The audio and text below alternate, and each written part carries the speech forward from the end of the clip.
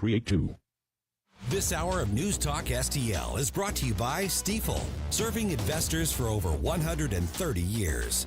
Contact your Stifel financial advisor at stifel.com. That's STIFEL.com. Tired of settling for generic fishing gear? Say hello to Bullseye Bait and Tackle, O'Fallon's one-stop shop for serious anglers. Live bait, premium tackle, rods, reels, and an unbeatable selection of lures from top brands like Megabass, Zoom, and Berkley. Whether you're after bass, catfish, crappie, or bluegill, they've got the gear to help you land the big one. Plus, their expert team, led by Mark and Liz, provides rod and reel repair services. Bullseye Bait and Tackle, 266 Fort Zumwalt Square, or at bullseyebaitandtackle.net.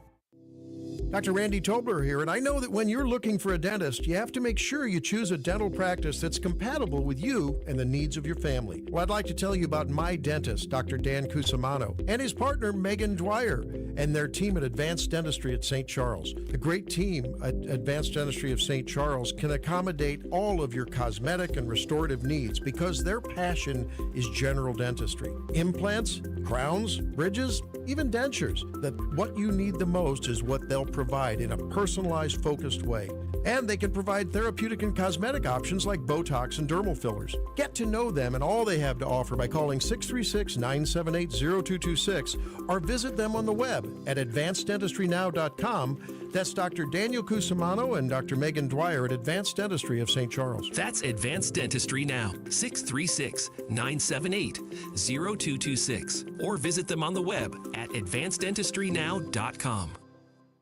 It's time for Country Mart's massive meat sale. Thursday and Friday, February 5th and 6th. A sale so big, we could only call it a massive meat sale. Ground chuck, $3.99 a pound. Boneless strips, $8.99 a pound. Pork butts, $1.59 a pound. Boneless beef top sirloin, $6.99 a pound. Bottom round flats, $5.99 a pound. See all items on our Facebook page, St. Clair Country Mart, Plaza Drive in St. Clair. Hurry while supplies last. Sorry, no rain checks.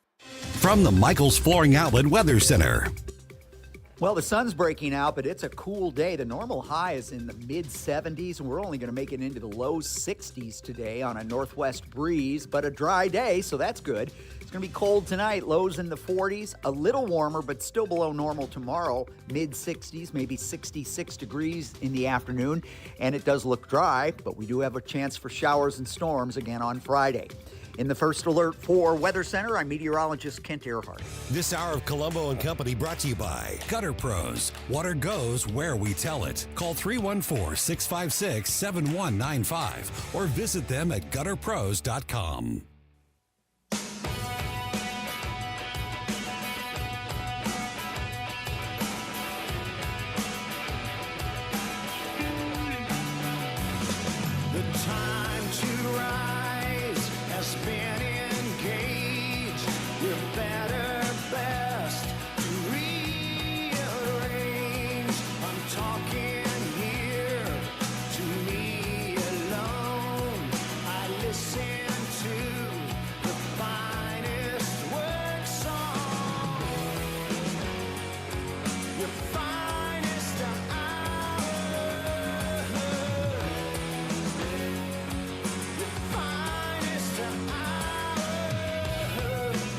Hello and welcome to Colombo Company on 101.9 News Talk STL. I'm Tony Colombo in the studio on this Wednesday afternoon with producer Ashlyn, and we've got a lot to talk about today. Wednesday's always a lot of fun because we get to all the important news of the day. We also have a little bit of fun when we open up Klose's Kabinet at 3 o'clock, just after 3 o'clock, so a little less than an hour from now, we'll be opening up Klose's Kabinet, talking to our buddy Mark Klose from KC95 and Skip Weber from Weber Chevrolet. Before that, going to get into everything, the latest information, negotiations, announcements coming out of the war in Iran. And every day there's a lot. Today there's especially a lot. So we're going to get you caught up on all of those things. We've got more reaction, opinions, thoughts from the legal experts about the Comey indictment. In fact, I'm going to tell you a story. I'll get into this a little bit later on about somebody that was with the Biden administration I mean, nope, scratch that. The Obama administration that is saying that the Trump DOJ actually may have something here, and to not just brush this away as so many people have. And this reminds me of the conversation we had yesterday with Susie Moore, because I think Susie was thinking this, and as I was as well, that, yeah, does James Comey deserve to be either have some type of legal charges or lawsuit against him? Yeah, I think I could probably come up with a few reasons why. Is this the one, though, that's going to stick when others haven't? And, that's been one of the biggest issues that we've had with the world in getting these big-name politicians to be held to account for their actions. And it just didn't feel like, at the beginning, it didn't feel like that this was the one. Like if you're going to hold your breath or hope for one of these lawsuits to actually go through and to somebody be, charged with with crimes or whatever, didn't feel like this was the one. But then over the last couple weeks, we keep hearing from the administration and now other people in the legal, other legal experts saying that there's more than meets the eye here. I almost didn't say that. Little Transformers reference there for you. But yeah, more going on than just simply the picture of the seashells. So we'll see how that goes. We're actually going to talk to Susie Moore also a little bit later on in this hour. Susie was with us yesterday. She's always with us on Tuesdays to get us caught up on everything. We talked a lot yesterday about the rift happening in the Supreme Court between basically all the judges and Ketanji Brown Jackson, but specifically Alito, basically saying enough's enough and calling out Ketanji Brown Jackson publicly yesterday. If you want to hear any of that conversation, go back and check it out on the podcast. It was a really good one. But then today, big headline about Donald Trump's case and the judgment that was filed against him in the civil case with E. Jean Carroll. And there's been some movement in that case today. President was ordered to pay $83.3 million, if you remember. I'm not going to relitigate that right now, at least, but one of the most egregious and joke rulings that I can remember in a very long time. Well, the president's lawyers, legal team, have requested a stay on that judgment. Speaking of the Supreme Court, as they wait for a ruling from the Supreme Court regarding presidential immunity. So Susie Moore is going to join us at about 2:45 this afternoon, about a little more than a half hour from now. She's going to be with us to get us the latest and kind of explain what's going on here. I may also ask her about that judge. Speaking of Trump, the case against the would-be assassin, Cole Allen, and how that federal case has been progressing. When it started with the judge apologizing to the person who tried to shoot the president and did shoot a police officer, it doesn't feel like we're going in a very good direction with that one. So, talk to Susie about a couple of those legal issues of the day, because even though we had plenty of time with her yesterday, there's new stuff breaking every day, and thank you to Susie Moore for putting a little overtime. Yeah, looking forward to talking with her.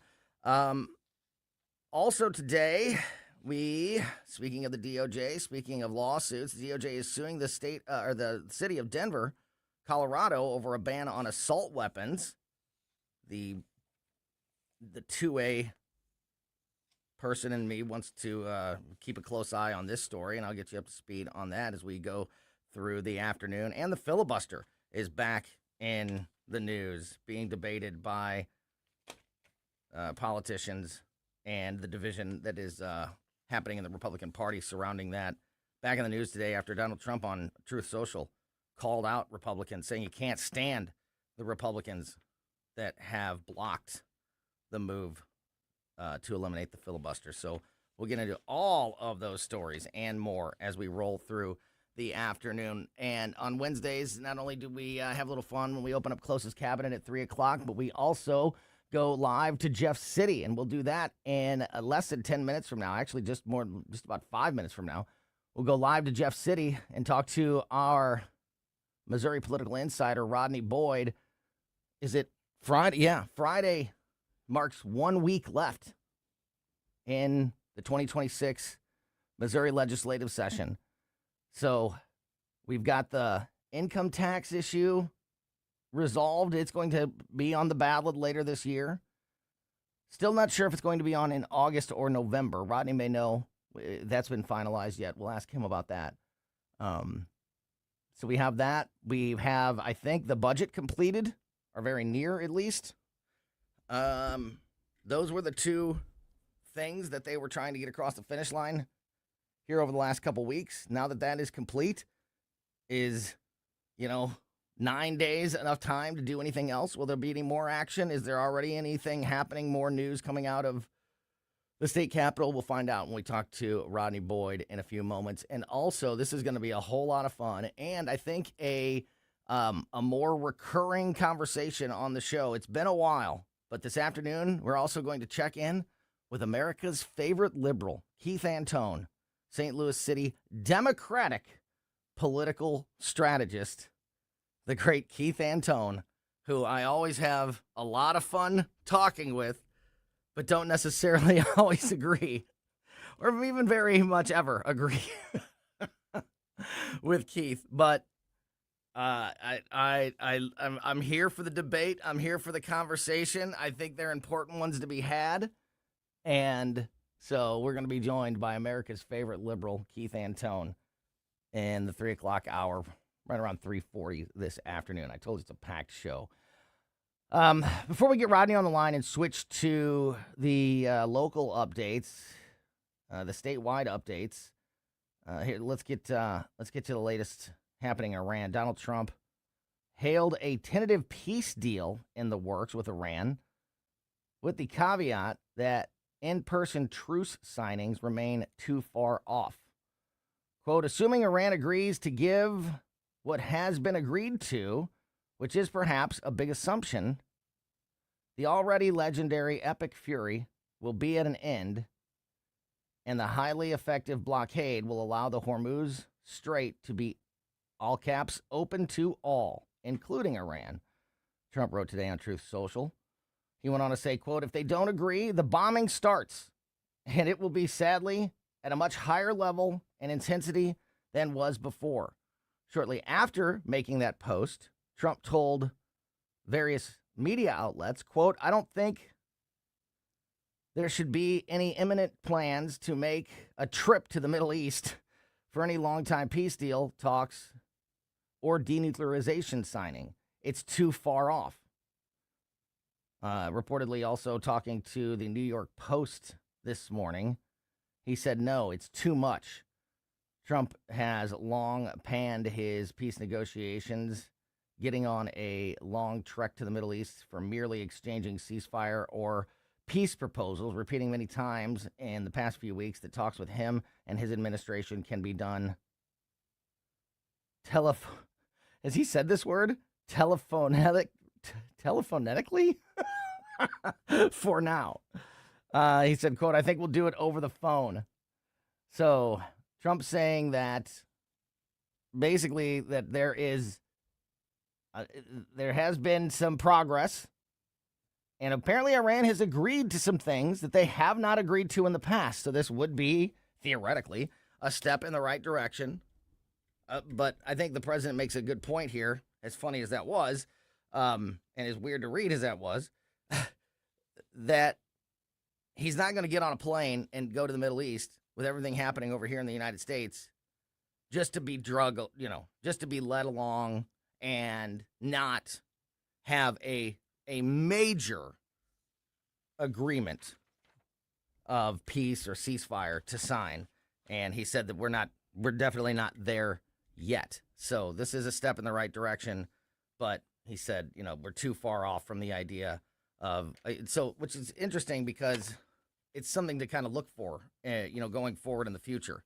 If the president does get on an airplane and head to the Middle East, then that could be a major signal that we're getting much closer to a peace deal, because he has said all along that he's not going to go over there in person, which I think is a good move, because that's a mistake. I think the kind of behavior or the kind of ways that other presidents have been made to look silly. And Trump's not going to go over there announcing to the country that he's going over there to sign some deal, and then they pull a fast one at the signing table and nothing gets done. And then the president's scrambling to say, oh, well, it was productive and we had great talks, but nothing was signed. And, looks like he's being taken advantage of and being led around by the regime there in Iran.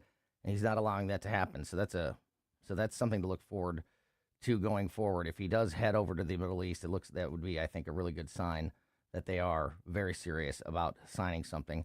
One last piece. We'll get into more Iran updates as we go through the afternoon, but I want to get to Rodney here in just a second. But this was interesting. France is moving an aircraft carrier and a signal that it is ready to secure the Strait of Hormuz.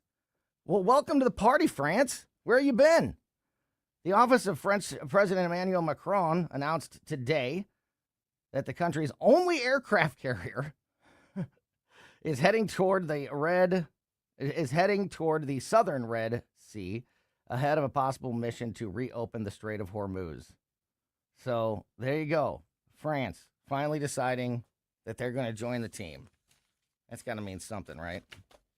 Like I said, we'll get you more updates and keep you posted on everything that's happening with the situation in Iran and the continuing peace talks over there. But it is time to get into some local updates. As I said, we're just barely a week away from the end of the 2026 legislative session, which is crazy. Next week is mid-May. The kids have like 2 weeks left of school. We're almost at summer break. How are we this far into the year of 2026? It doesn't make any sense to me, but we are. So let's get the latest from the state capitol from Rodney Boyd next.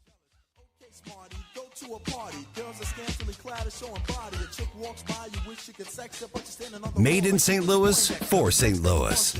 It's News Talk STL. This is 101.9 and 94.1. Female millennial Trump supporter. I listen to it like every day. Like, seriously, you get it. News Talk STL. Looking for insurance you can truly trust?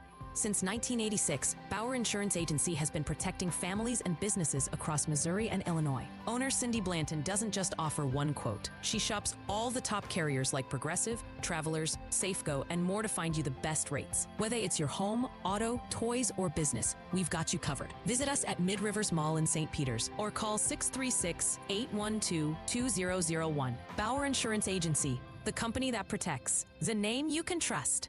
Scott, can you believe it's already been more than a decade since the Queen of Carpet sold flooring to St. Louis area contractors? I know, but I don't have to be a king to offer contractors today's lowest prices. Yes, contractors owe it to their customers and themselves to shop at Best Buy Flooring for the largest in-stock selection of carpet, carpet tile, sheet vinyl, laminate, hardwood, luxury vinyl plank, and luxury vinyl tile. Plus 3 convenient locations, North County, South County, and Metro East. Open 7 days a week. Best flooring, best selection, Best Buy. Best Buy Flooring. Hey, this is Chris Arps. If you enjoy a good cigar like I do, check out Dorset Cigar at 11396 Dorset Road in Maryland Heights. They'll help you find the perfect smoke, and they have a fantastic premium selection. Mention promo code NewsTalkSTL for 7% off. Visit DorsetCigar.com. This year, America turns 250, and News Talk STL is celebrating our nation's semi-quincentennial all year long. News Talk STL, #1 for live and local Soros-free talk, with proud supporters of our 250th birthday celebration. Anthony's Produce, Cole O. Combs, and Heroes Care.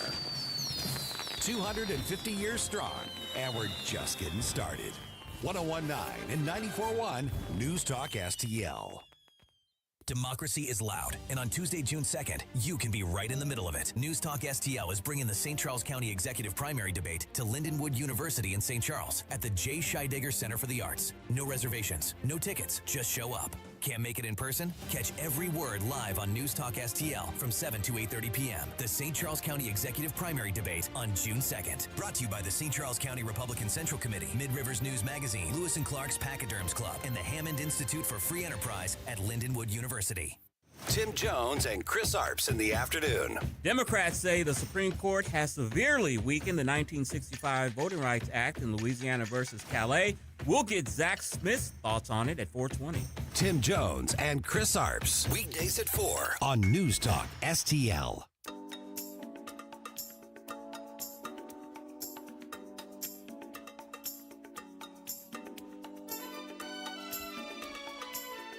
Welcome back to Colombo Company on 101.9 News Talk STL. As I mentioned a moment ago, there is some updates to, I didn't know that I'd be talking about this again, the E. Jean Carroll case against Donald Trump and that $83.3 million judgment in the civil case. Back in the news today, as the Supreme Court is looking into presidential immunity. So President's legal team asked for a stay on that judgment. We're going to get an update on that from our legal expert, Susie Moore, who's going to put in a little overtime on a Wednesday. She was with us yesterday. She's always with us on Tuesdays afternoons, but she's gracious enough to come in and help explain that. Susie will be with us here in about 15 minutes. And right now, as I mentioned, it's time to go live to the state capitol.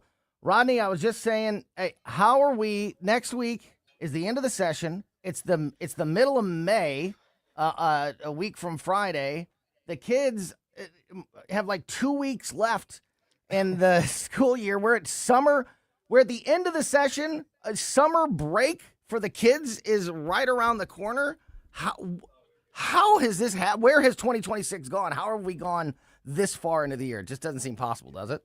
You know what? I don't even fight it anymore. It's like these are the currents that we ride in our lives. Okay. And that, time is incredible, man. I mean, it is moving exponentially fast. Most people who have calendar issues are already worrying about stuff in June and July, which means half, literally. Yeah. And there's your graduations next week, then June and July schedule stuff. People are talking about dates in August. Then obviously August, you got the primaries. It's a fast pace, my friend. It's insane. It is. I have a friend. I've talked about this before, real quick. I think this is super interesting. Maybe you've heard it before. I hadn't. It's actually from my weekend show co-host. I have an outdoor show on Saturdays here because I got to get away from the politics at some point. And my co-host from that show, Mark McMurray from Bluff City Outdoors, when we've talked about how fast time goes by and how it seems to get faster and faster as we get older, he said, well, think about it. When you're 10 years old, a year is a tenth of your life. That's a pretty big chunk of your life. When you're 50 years old, a year is not nearly as much of your life. So it just feels it feels like it goes a whole lot faster as you get older. And I think there's something to that because I'm definitely feeling that, especially this year more than ever, feeling like time just flies. It does. And it doesn't, what's weird about it is it doesn't fly so much in the day that we're living. In the moment, yeah. Right? Mm-hmm. But in the aggregate, you look back and go, man, weren't we just celebrating it was a new year and like people had resolutions and now it's like summer, spring, summer. And that's what happens. And before you know it, you and I are going to be on saying, man, can you believe it's November? And big election. We're previewing the 2020. Yeah, we're previewing elections in the 2027 session. But this is such an interesting political year because the things that people sometimes anticipate, the shift that people think is happening, it just doesn't appear to be happening. They were talking about the races where the president sort of leaned in and literally took out 5, and I know this isn't Missouri, but took out 5 incumbents who hadn't supported him, and people were kind of shocked to see that kind of firepower still left in the tank. Yeah, that's such an interesting thing to me. Right when I don't think that endorsements really matter, stories like that happen, and you start to think, well, obviously there is some influence, that's. Oh yeah, no, clearly. Ask the 5 people that are now in their last 2 months of being in Congress, Republicans who didn't get on board. And so I think that is a lot of people are going to be reading the tea leaves on that. But no, I mean, in Jeff City, we are literally down. It's a matter of days now. For those who don't know, constitutionally, the legislature adjourns on Friday, May 15th at 6 p.m. And, short of a special session being called, they really won't resume normal business again until January of 2027. And we talk a lot about what's gotten done, what they're doing, and they're required, and they will, the legislature, that is, when I say they, will pass and finalize the budget by May 10th. And that budget will be what they'll spend to get us through the fiscal year, which starts in July. And it's a challenged budget. I mean, there's a lot of things happening in the budget that are, I won't say new, but they're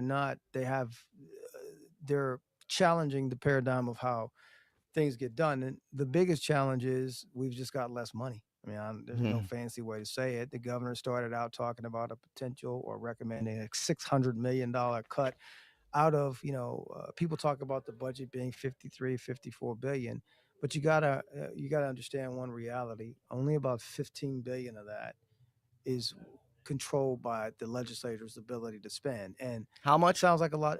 About 15, a little bit over 15, okay. 15 is the type of money that they. That's important. I'm glad you bring that up, because that's important to realize. Tony, I mean, so you're talking about cutting 600 million more. Actually, probably realistically, 800 to 900 million is what they will end up with holes and cuts out of a $15 billion budget from the core things that people know about, right? Social services, education, corrections, infrastructure, things that touch us in a rational, meaningful way. A lot of the other money's dedicated. It's federal pass-through money. It's money that comes back to our state that we've sent up. But that money's dedicated, and they don't have the authority or the capacity in the budget process to sort of not spend it the way it is conscripted to be spent. So that's the challenge. I mean, so look, they're getting it done. It's being debated now in the Senate, some of the latter bills, and then the House is obviously finishing some of the conference work that they're doing, and then they'll get this stuff passed. But I want to just say this, there's going to be a lot of pain. I mean, there are a lot of people that come up here now. They're starting to understand there are going to be cuts. And these are groups and organizations that do good work. Some of them do God's work. But unfortunately, when the budget is constrained, some of those organizations that have gotten used to, in a time where we had more federally infused dollars getting, money for their programs, are starting to understand that period is over. It's in the rearview mirror. That's really interesting. And by the way, I love the term challenged budget. I'm going to start using that for every. Absolutely. We have a challenged budget.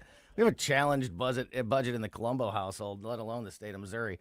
So that's very interesting, Rodney, because when you think of government spending, or at least when I think of government spending, I think of a lot of redundancy and a lot of waste and a lot of, the DOGE effort that came around in 2024 that, targeted a lot of those things nationally.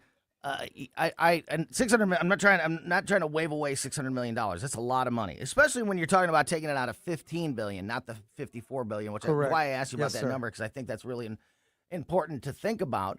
But I would still think that, they could probably find just $600 million worth of waste and redundancy or things like that. But that's not the case here. You're saying that this is actually going to be something that is noticeable and felt.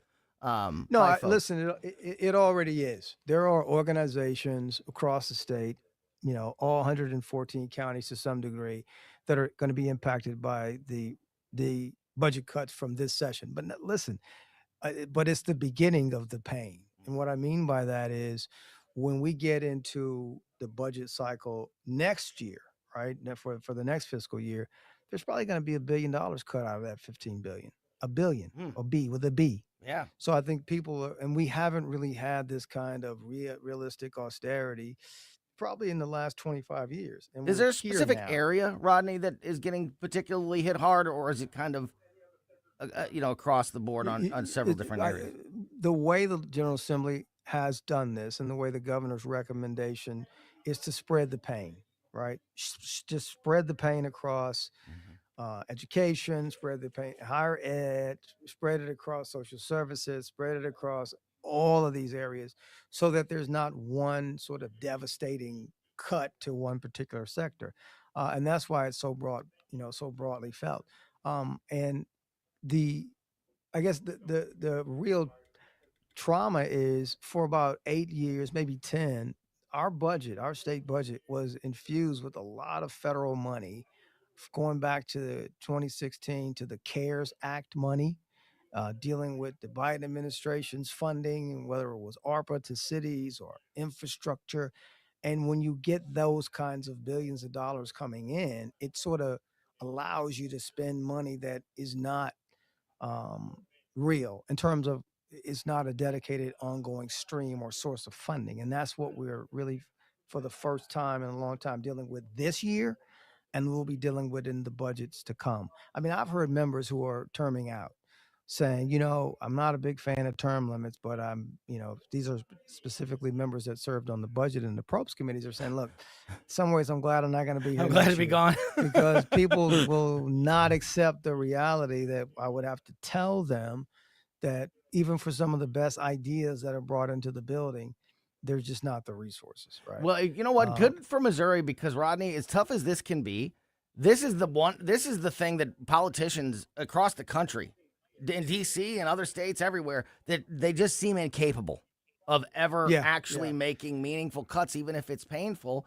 And it's a good, it as much as I'm sure this is going to, be impactful for some, it's not upon the government, and never has been, supposed to be at least, on the government to provide everything for you and your life and your living, and to put the mandate on some places to find funding other places is the more appropriate way to go. But when you've given free money out for such a long time, it can be a very painful process, and I don't think Missouri is nearly as guilty as other states. No, the other thing Missouri refuses to do that other states and other governments have just adopted for a long time is the what I call deficit spending, sort of economic voodoo, where you sort of say you balance the budget, but you've got these big structural deficits that you're using money from other sources to cover up.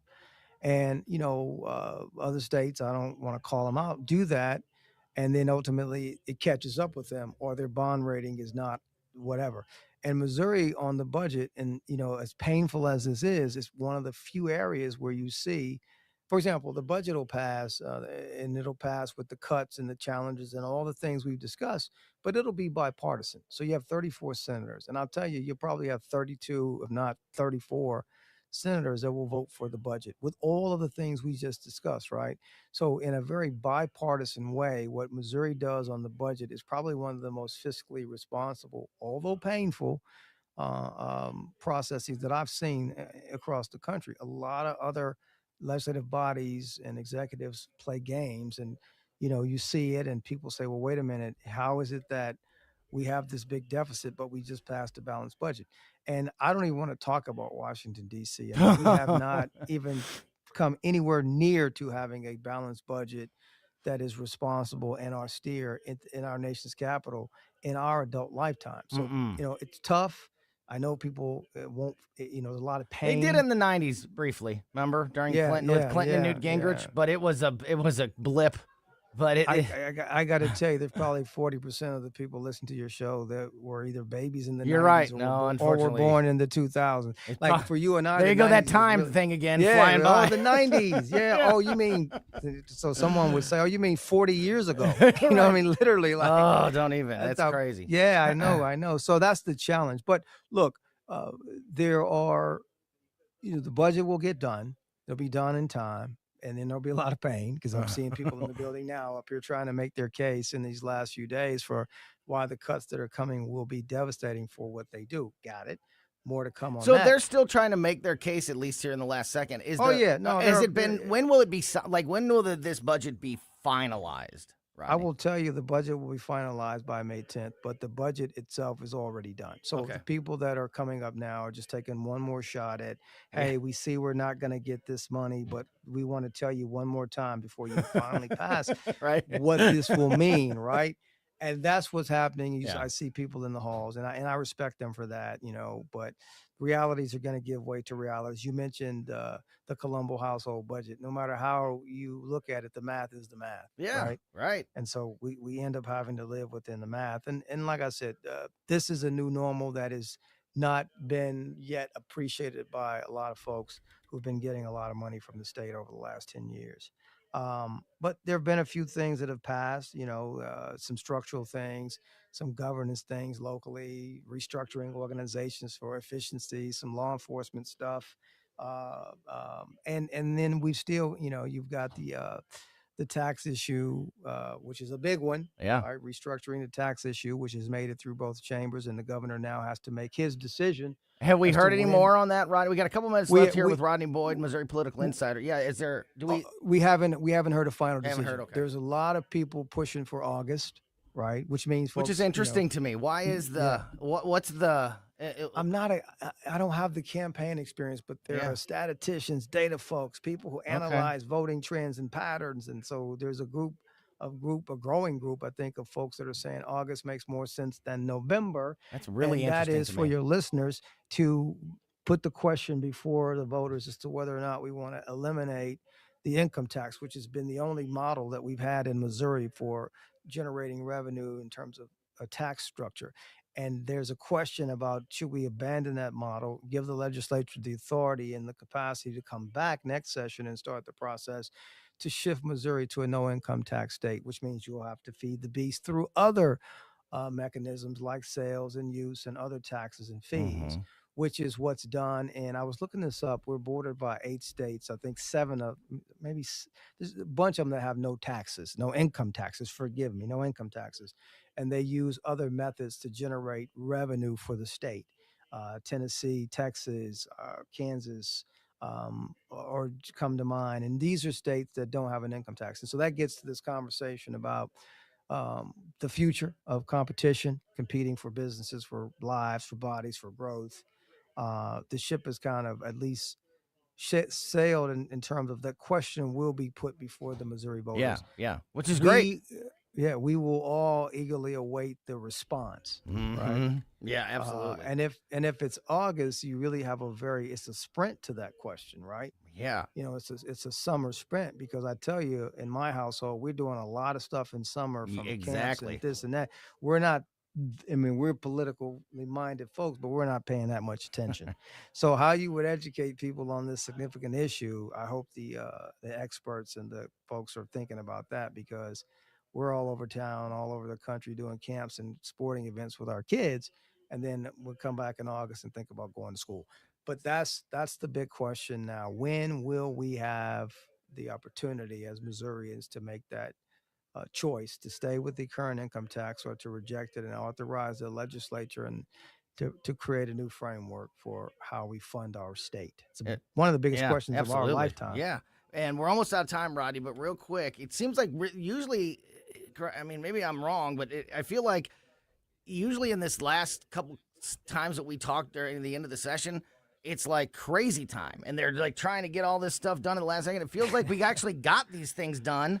Well, is there anything else major that's going to be addressed or worked on in the next week? You still got a significant education reform package that's yet to come up in the Senate, that's on its way. There's a lot of chaos, not chaos, but there's a lot of sort of challenges with some of the judicial public safety legislation that sort of started out in one version. Now it's had 50 amendments or 40 amendments that's being worked through even as we speak. There's some other judicial reform things on the table. There's still some conversations around personal property tax. So there are still some big issues that, in this last 8-9 days. Let's solve personal property tax in the next.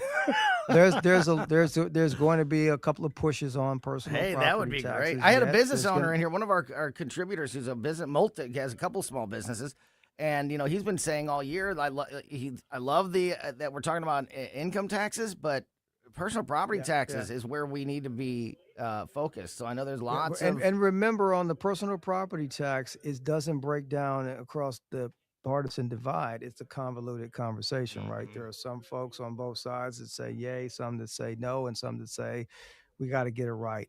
So there has been some energy around what to do on property taxes, but there's obviously, as we said last week, people want to see more on personal property tax relief, along with the conversation about income taxes, which, just to be clear before we go, that's a very long conversation, right? If the voters approve making the giving the legislature the authority to shift from income to other sales taxes and other taxes, that triggers a process, right?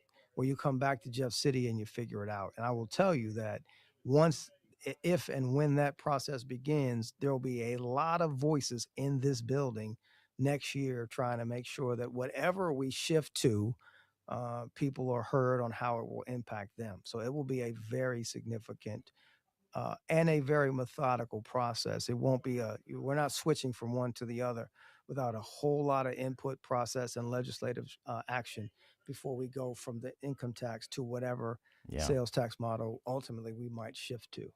Rodney Boyd, I look forward to talking to you next week, if not before, because even though maybe it seems like it's a little calmer here at the end than in years past, the last week of the session in Jeff City always seems to deliver some news and something to talk about. So we'll be in touch for sure. One day at a time. You know it. That's Rodney Boyd, our Missouri political insider. Thanks, buddy. We'll talk to you again soon. Thank you. Yeah, you bet. Great stuff there from Rodney Boyd. All right, before we open up Klose's Kabinet at 3 o'clock, as I mentioned, we're getting a little bonus time with our legal expert, Susie Moore.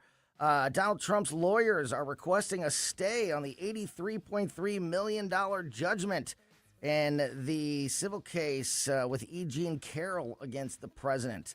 We're going to get an update on what is happening with that and more from Susie Moore next. For podcast articles and more, find us on newstalkstl.com.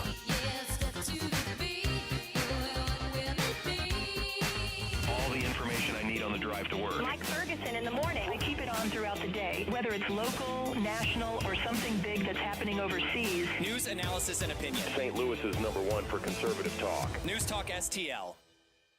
Hey, Mike Ferguson here, and for nearly 40 years, Nutrition Stop has been St. Peter's trusted source for natural living. They've got a great, knowledgeable staff offering more than just products. They provide guidance on your wellness journey with exceptional service. From 100% grass-fed meats like elk and bison and local produce to quality supplements and clean household products, 4101 Mexico Road in St. Peter's, just off the interstate at Cave Springs and Highway 70. Hey, Colombo here for Intervine, a great local company that has customers all across the country due to the quality of their products. Intervine has the best flashlights, lanterns, headlamps, and even batteries, including the new Monster 2000 Lumen waterproof lantern and the Sentinel 2000 self-defense flashlight.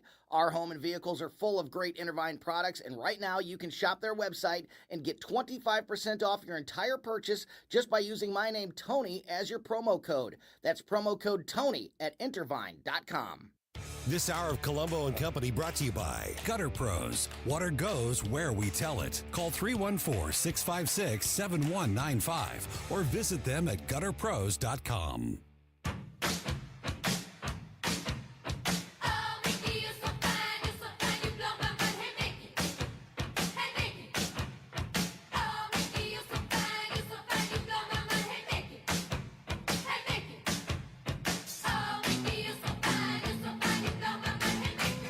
Welcome back to Colombo and Company on 101.9 94.1 News Talk STL. As I mentioned, don't get confused when you hear Susie's voice. Susie Moore, our legal expert here on the show, co-host of Mike Ferguson in the Morning, always with us on Tuesday afternoon, but checking in on this Wednesday afternoon because there's some legal news breaking. So who else do I call than the great Susie Moore? Susie, thanks for a little overtime this week. How are you?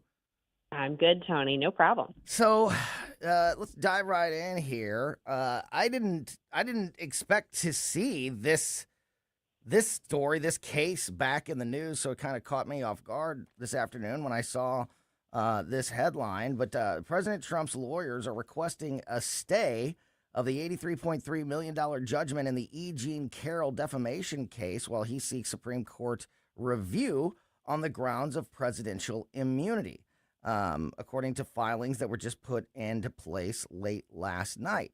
So this case already, obviously, was very public, and people have very strong opinions about how this went down and how this judgment was made and the behavior of E. Jean Carroll and others, throughout not only the case and the trial, but also in the afterwards. But like I said, I thought all of that was now behind us, but I guess it's not. Can you explain what's going on here? Yeah, I'm going to try and do the Reader's Digest version here because this is a lot very of legal involved. stuff. Okay. Well, a lot of to this case. There's actually two cases. Okay. E. Jean Carroll sued President Trump twice for defamation. One of those cases also involved a claim for sexual assault. Yeah. That case ended up getting tried first and resulted in a $5 million judgment, which is up on appeal too. The second case involved the earlier statements by him that happened while he was in office as president the first time around in 2019. And that's the one that resulted in an $83 million verdict, which is pretty big. Yeah. So this has nothing to do with the sexual assault charges in that case. That case does not impact what we're talking about right now, correct? No. I mean, they both involve the same underlying operative facts, but this is purely about statements that he made regarding her claims in 2019. And so it's purely for defamation.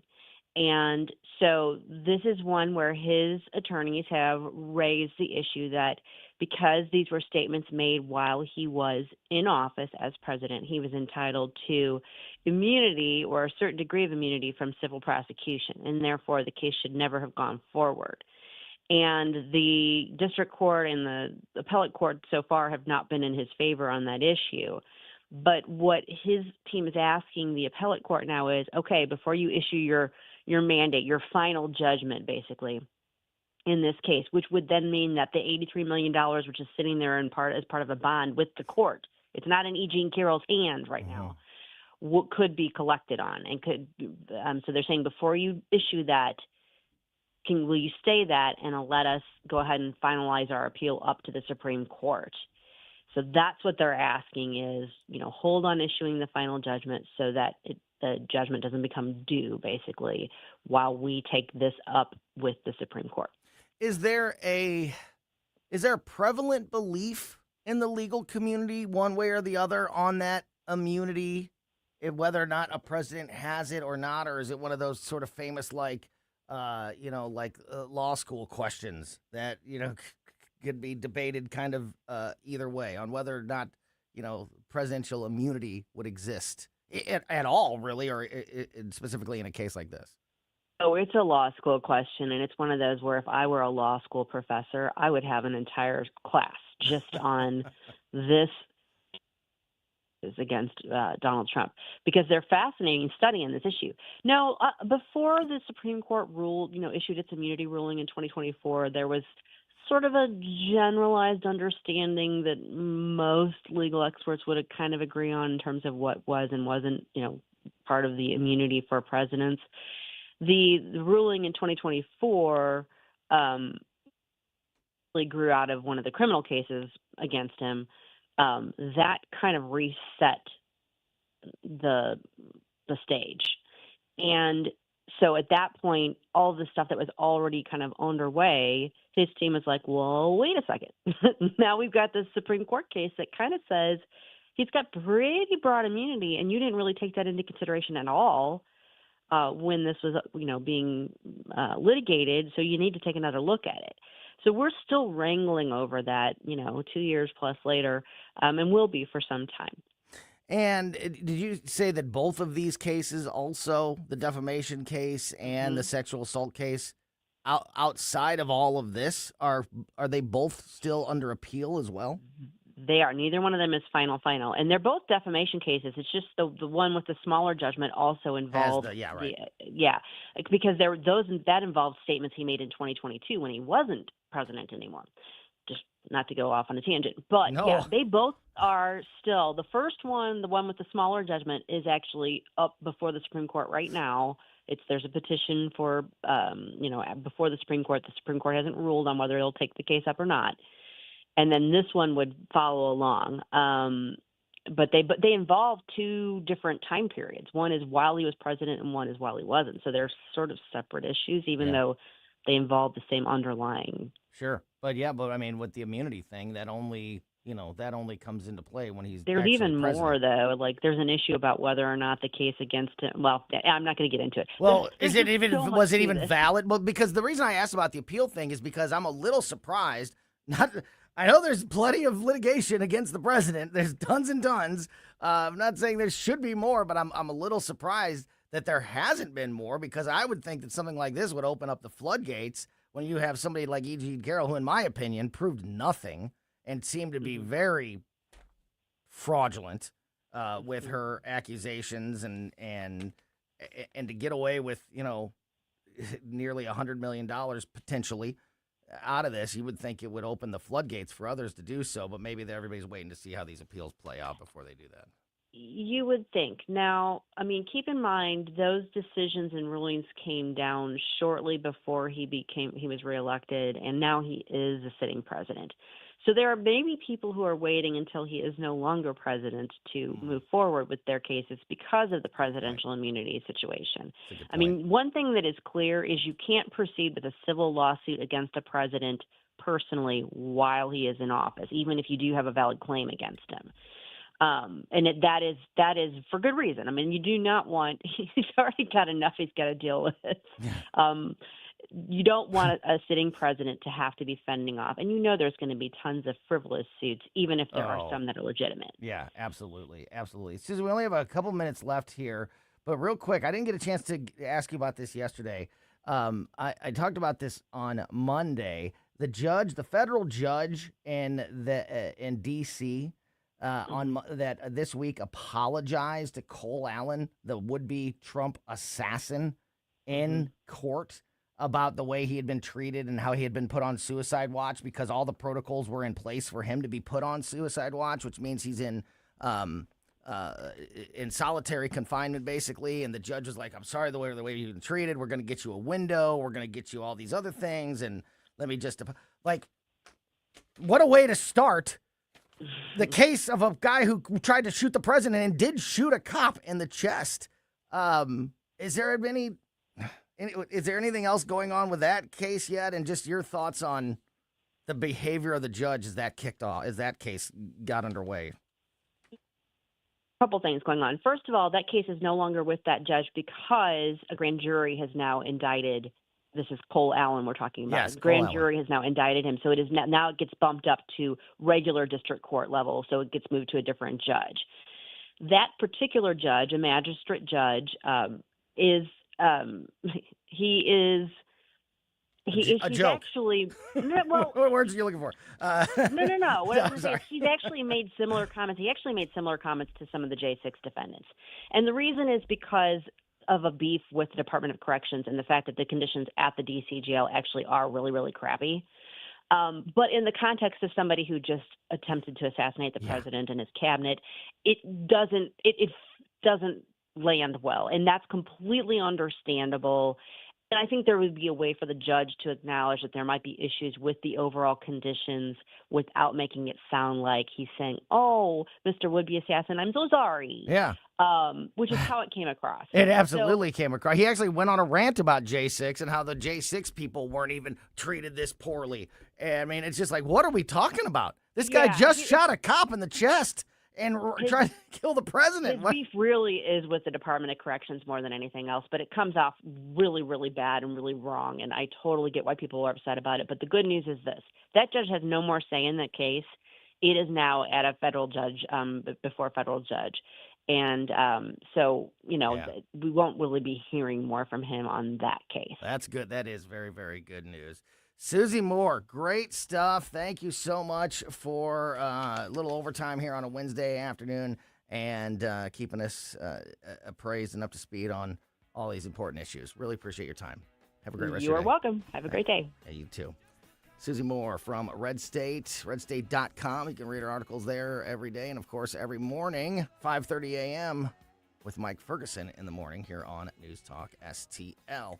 All right, we're going to get back into some politics a little bit later on in the 3 o'clock hour when America's favorite liberal, Keith Antone, joins us. But first, we're going to have a little fun. Open up Klose's Kabinet with our buddy Mark Klose from KC95. Next. This is Steve Rupp, president of Missouri Right to Life. Join us for the Make Missouri Pro-Life Again banquet with keynote speaker Riley Gaines on May 20th at the St. Charles Convention Center. We're fighting to restore protection for every unborn child in Missouri. Tickets to hear Riley Gaines are just $100. Seats are filling fast, so reserve yours now. Go to MissouriLife.org for details. Together, we will make Missouri pro-life again. Hey, DIY warriors, ready to transform your outdoor space? Start with Lee May Concrete Block, St. Louis's trusted family-owned manufacturer since 1947. Whether you're building a retaining wall, creating a backyard fireplace, or pouring concrete, Lee May's got you covered. From compact blocks to large cast concrete, they provide materials and professional guidance to bring your vision to life. Military and first responders get special discounts. Visit Lee May Block Showroom or LeeMayBlock.com. Lee May Block, building your dream one block at a time. Never paint again. This is Darren, owner of Rhino Shield. Want to eliminate painting your home, business, or church? Call the experts at Rhino Shield. Rhino Shield is a revolutionary ceramic wall coating to regular paint and vinyl. Perfect for aluminum, steel, unpainted brick, block, stucco, EIFS, drive-it, cement board, and wood sidings. Rhino Shield eliminates wasting time and money painting year after year. Our ceramic coating deflects 90% of the sun's UV rays and 100% of the moisture. Our clients want affordable protection with the elimination of maintenance. Rhino Shield protects your biggest investment while maintaining your architectural features and gives you the curb appeal you deserve. Make your home great again by working with the Rhino Shield experts. A+ rated with the BBB. Call 877-25-RHINO, 877-25-RHINO, or 877-25rhino.com. See what we did there? Genius. Tell them, ladies. Go Rhino Shield. Never paint your house again. Rhino Shield. KLGY HD3 Clayton, K270BW Bellefonte, KNBS Bowling Green. This is News Talk STL at 1019, 94.1, and always streaming at NewsTalkSTL.com. News this hour from Town Hall. I'm John Scott. Oil prices sinking, stock markets bursting higher worldwide with hopes that a deal is nearing to allow ships to deliver crude from the Persian Gulf again to customers. The price for a barrel of Brent sank below $102 Wednesday. Wall Street soaring. The Dow finished ahead more than 600 points. From the White House, President Trump says the U.S. blockade of Iranian ports is amazing. It's like a wall of steel. Nobody goes through. In particular, the Iranians, they're not getting anything through one way or the other, so they're out of business. And we'll see whether or not they are agreeing. And if they don't agree, they'll end up agreeing shortly thereafter. In the latest development, the U.S. military says it has fired on an Iranian oil tanker. The tanker was attempting to breach the U.S. naval blockade of Iranian ports. It occurred as the U.S. and Iran appeared to be moving closer to an agreement to end this two-month war. The president on social media threatened a new wave of bombing if a deal is not reached. The man accused of firing a gun at law enforcement officers near the Washington Monument this week was walking along the path of Vice President J.D. Vance's motorcade before the shooting. The affidavit does not specify whether investigators believe the suspect, Michael Marks of Midland, Texas, had a particular target.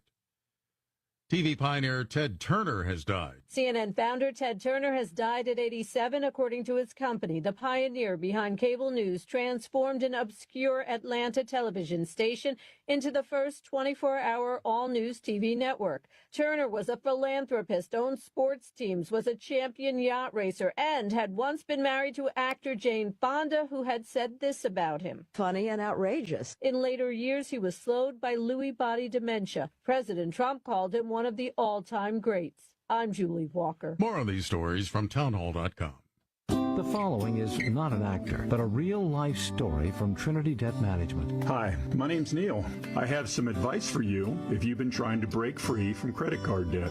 You can start by doing what I did. Get your bills together and call Trinity Debt Management. Trinity is dedicated to helping people like me become debt-free. When I called, my first experience was a feeling of relief. My counselor was kind, and best of all, she didn't judge me. In just a few minutes, she helped me figure out a plan that can consolidated all my bills into one lower monthly payment. This substantially reduced my high interest rates and put me on the road to success. In the end, I saved thousands in interest, and today my credit card debt is a thing of the past. If credit card debt has you down, call Trinity at 1-800-990-6976. My name is Neil. Take it from someone who's been there. Call Trinity and become debt-free for keeps. 1-800-990-6976. From the Michaels Flooring Outlet Weather Center. I'm First Alert 4 Chief Meteorologist Steve Templeton. We've got a chilly night tonight, but a nice Thursday on the way. A low of 44, about 10 degrees below normal to start off the day. But temperatures will moderate nicely in the afternoon with a high of 68, a little below the normal of 75, but mostly sunny skies will help make it a real pleasant day. Friday, partly cloudy, a little warmer, high of 75, but watch the evening hours. A chance for showers and storms. Could see a rogue storm or two produce some hail Friday evening as well. That's the latest from the First Alert 4 Weather Center. I'm Chief Meteorologist Steve Templeton. This hour of News Talk STL, brought to you by Chris Cooper and Serenity Wealth Management. Business owners, download your free playbook for financial clarity at serenitywealthbiz.com. That's serenitywealthbiz.com. Looking for a hardware store that treats you like family? Welcome to True Value Schneider's Hardware, your local gem in Old Town St. Peters. For over 100 years, we're proudly serve you St. Charles County, providing everything from lawn and garden supplies to plumbing and electrical. Need a bolt or fastener? We've got you covered. And don't forget, we're a steel dealership. Whether you need sales, parts, or service, ask for Charlie or Jerry when you come in. We're here to help. Call 636-278-4461 or visit us online at truevalue.com/Schneiders. I'm Dr. TJ, owner of the Institute of Natural Health, co-owner of Optimal Nutraceuticals, and the host of Wellness One. Wellness One is designed to cut through the nonsense and provide you common sense science-based information regarding health and wellness. On the show, we discuss topics like thyroid health, gut health, hormone optimization, and many others. Our show airs Saturdays at 10 a.m. and 2 p.m. and Sundays at 11 a.m. and 3 p.m. right here on Newstalk STL. And you can visit us at inhstl.com. That's inhstl.com. If you have a phone, you have a radio. Download the all-new News Talk STL app. Love the all-new News Talk STL app. On my way to work in the morning. Usually I'm in the car. I listen on the app in my car every morning going to work. Download the News Talk STL app and listen anytime, anywhere.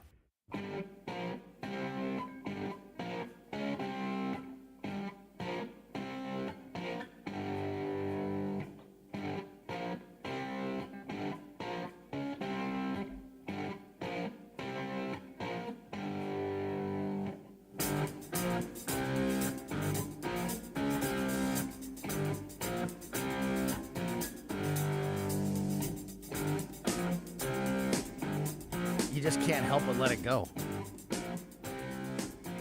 One of the most famous guitar riffs of all time. Deep Purple opening up Klose's Kabinet this afternoon here on Colombo and Company on 101.9 94.1 News Talk STL. I'm Tony Colombo in the studio, and on the line with us is Mark Klose from KC95. Marker, hello. Hello. How are you, brother? I am well. Thank you for being here. Great to talk with you. And also the sponsor of Klose's Kabinet, Weber Chevrolet, Skip Weber, is with us as well. Skip, how are you? I'm great. Nice to talk to you guys. Yeah. Is there any cooler, Skip? Like, even Ashlyn, who didn't, when I told her to put this song in to start Klose's Kabinet today, she was like, I don't think I know that song. And I said, you will. as soon as it started, she was, I know this song. I played this song on Guitar Hero. I was like, I know. Everybody knows this song. The reason I started with Deep Purple today is because they just announced this week that they are releasing a new studio album this summer. It'll be out on July 3rd. The band has been around since 1968. They've sold more than 120 million albums since that time, but not really ever. We've had so many conversations on this segment and show alone, Skip, about classic rock and artists.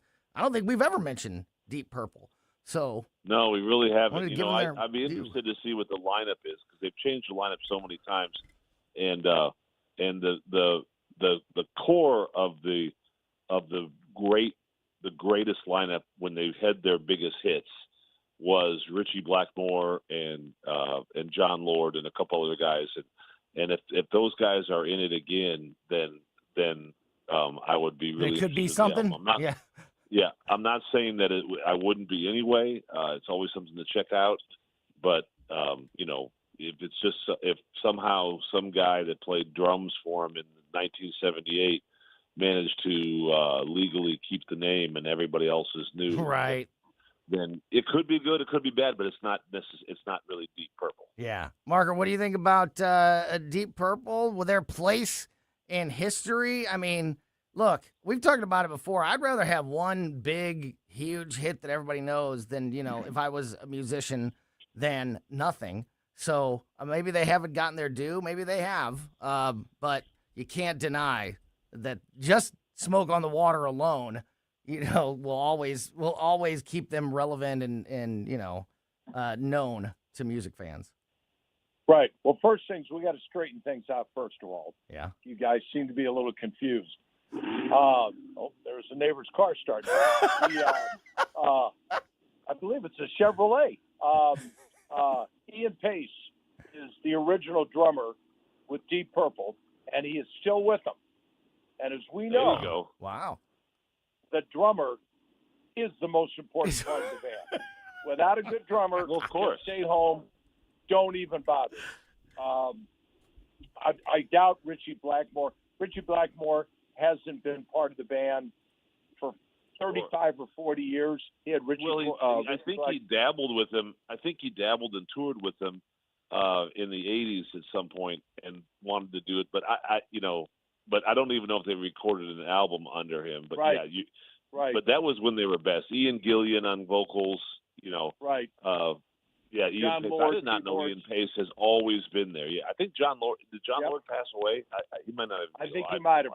Right. So right. according to Google, however accurate Google is, the 2026, as of 2026, Deep Purple's current lineup consists of Ian Gillan on vocals, Roger Glover on bass.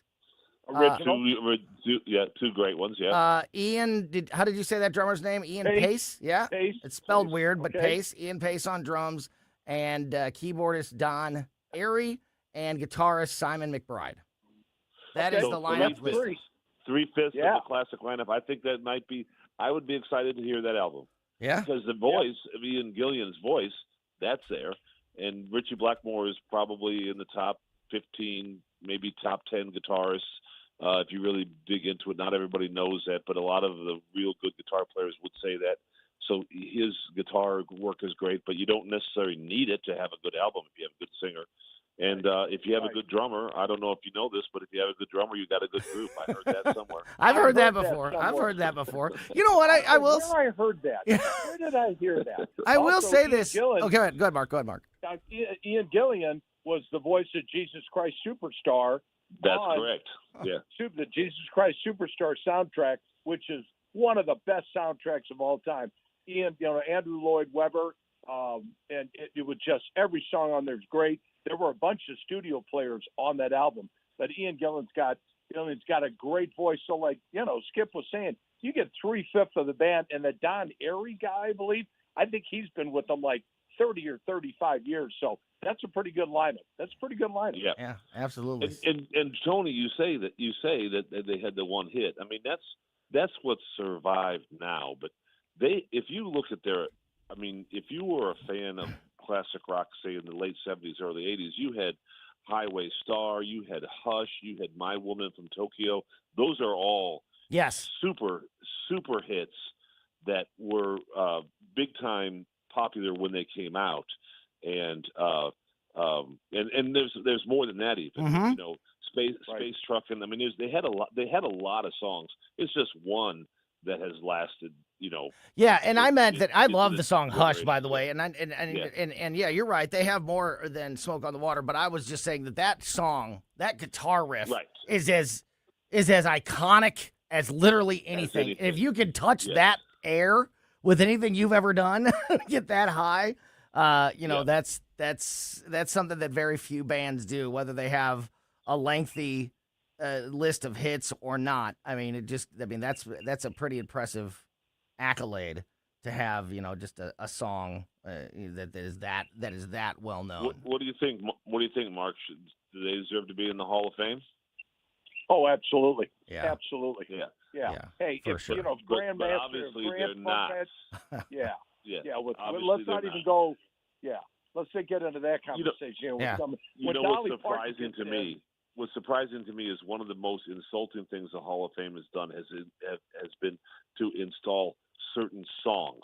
Like they put Tequila and Wooly Bully in. That's fine.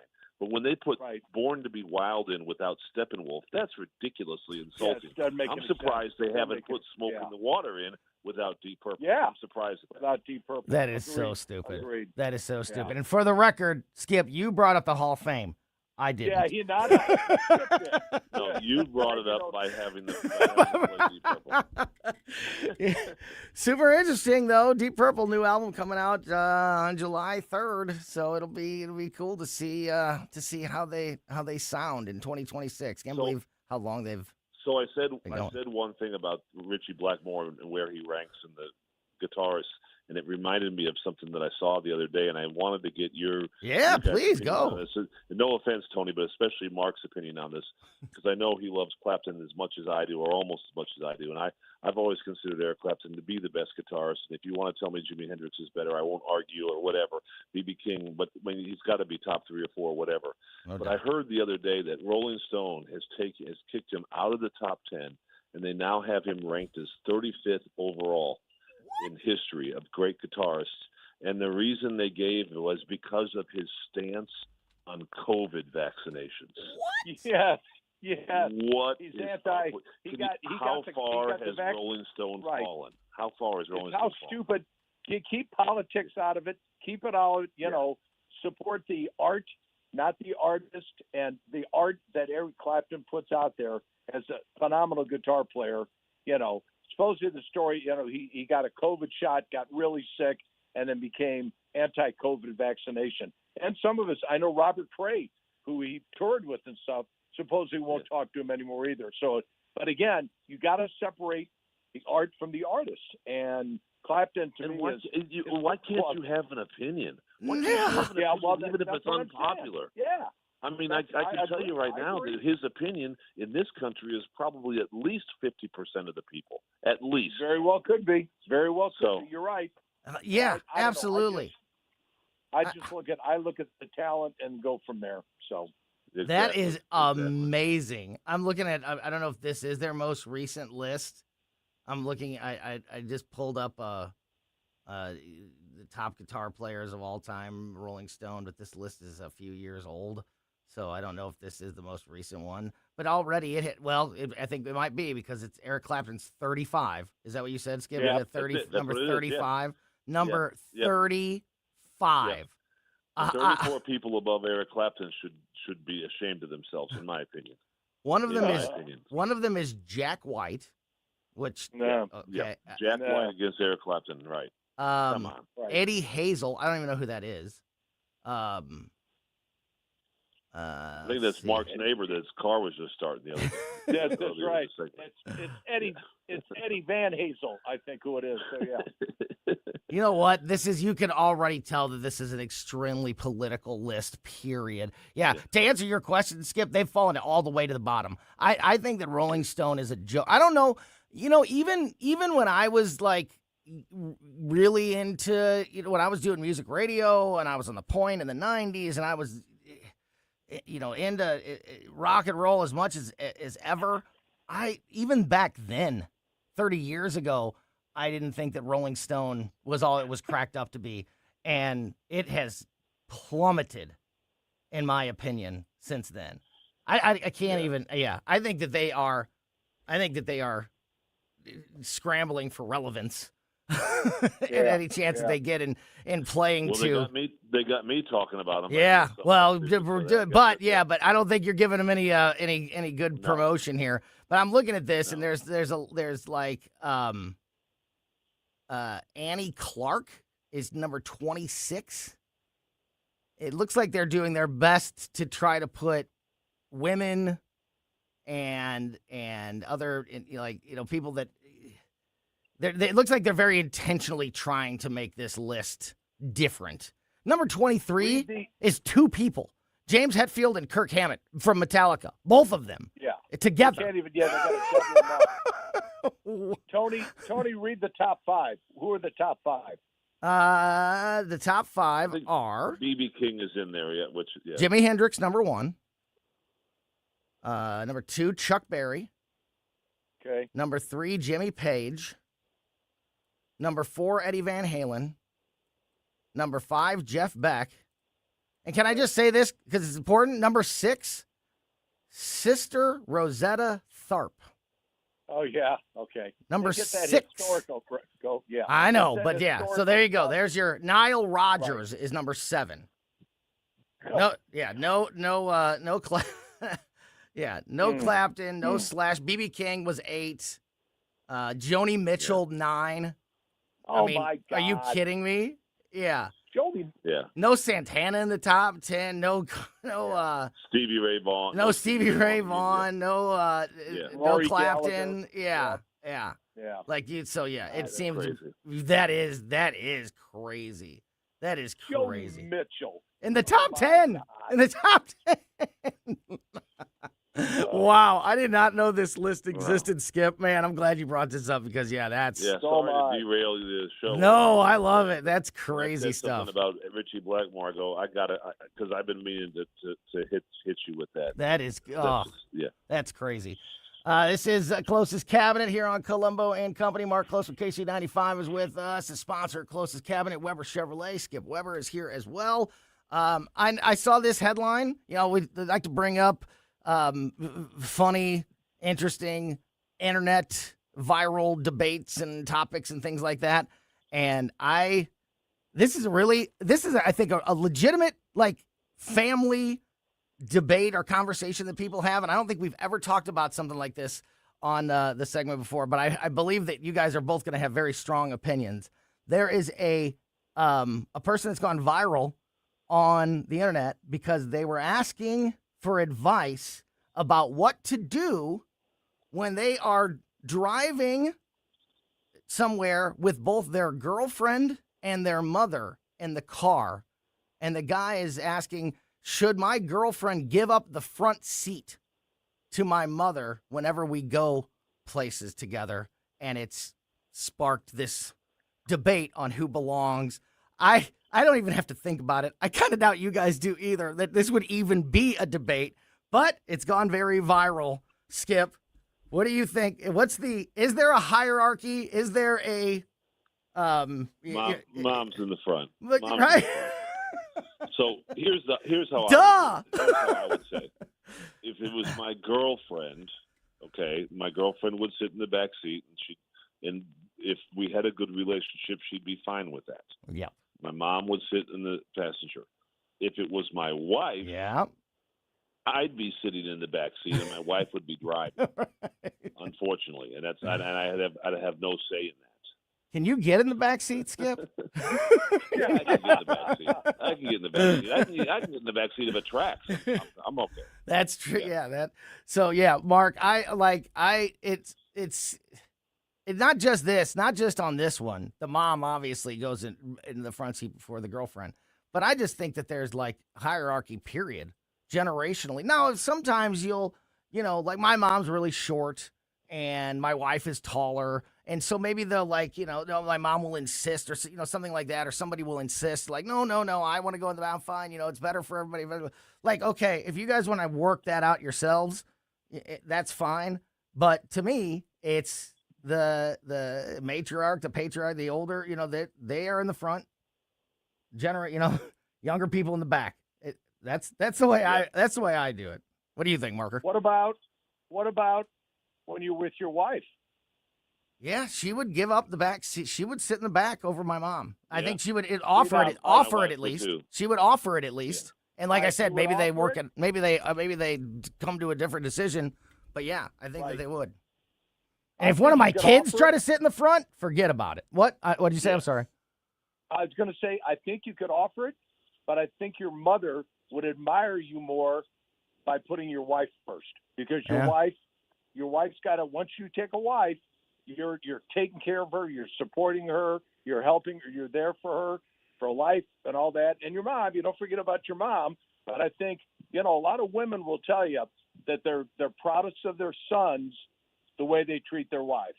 That comes back to that's a source of pride for a mother. I've never even been put in that position. I've never been asked to be the tiebreaker. Me neither. And I joke about my wife saying she's going to take over, but in reality, my wife. I think as I think about it, my wife has deferred to older people many times, not just my mom.